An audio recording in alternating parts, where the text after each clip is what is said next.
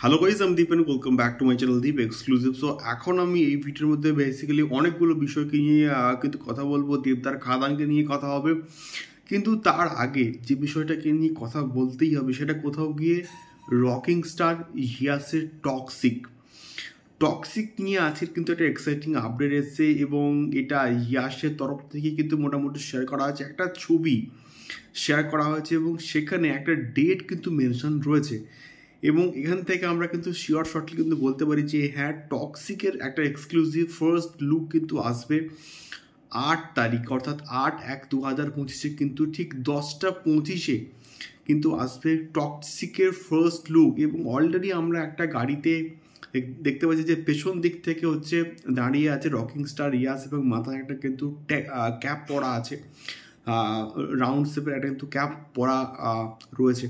সেই লুকটা পেছন থেকে দেখতে বেশ ডেডলি কিন্তু লাগছে এবং কালার টোনটা কিন্তু সম্পূর্ণভাবে কিন্তু অন্য রকমভাবে ইউজ করা হয়েছে।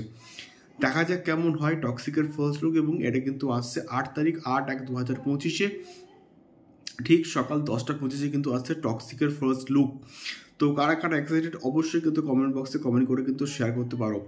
দ্বিতীয়ত কথা বলতে এসেছি অবশ্যই আমাদের ব্যাডাস রাজকুমার, তার প্রথম গান দিল কে রাজ তাজমহল মে। এই গানটা সত্যি বলতে যে কেন বানিয়েছে আমি জাস্ট বুঝতে পারছি না। এই গানটার কোয়ালিটি যে কী লেভেলের রয়েছে তো তোমরা না শুনলে বস বুঝতে পারবে না।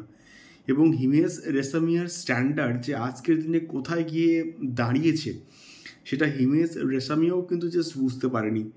মানে লিটারেলি গানটা জাস্ট নেওয়া যাচ্ছে না।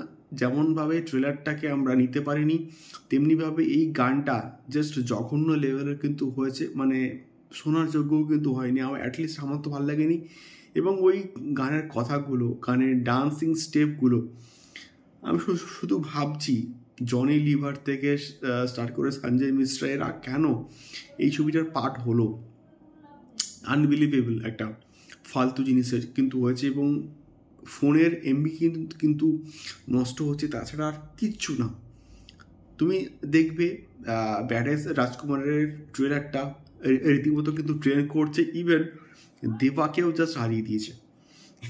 এইসব সমস্ত যত খিল্লি হবে তত এটা বেশি পপুলার হবে, এটাই হচ্ছে বেসিক্যালি বক্তব্য। খাদানকে নিয়ে যদি কথা বলি, খাদান প্যান ইন্ডিয়া কিন্তু ব্যাপক একটা রেসপন্স পাচ্ছে অডিয়েন্সের কাছ থেকে, ট্রিমেন্ডাস লেভেলে কিন্তু রেসপন্স পাচ্ছে। মানে প্যান ইন্ডিয়াতে আসাম থেকে স্টার্ট করে ওড়িশা, দিল্লিতে, মুম্বাইতে, ব্যাঙ্গালুরুতে রীতিমতো কিন্তু শোজ হাউসফুল কিন্তু যাচ্ছে এবং এটা কোথাও গিয়ে খুব ভালো একটা সাইন। প্যান ইন্ডিয়াতে দেবদার খাদান ভালো একটা পারফরমেন্স দিচ্ছে, এটাই কিন্তু মেনলি বলার ছিল। আপনাদের ফিডব্যাক অবশ্যই কমেন্ট বক্সে কমেন্ট করে শেয়ার করতে পারেন। দেখা হচ্ছে পরবর্তী ভিডিওতে। টাটা।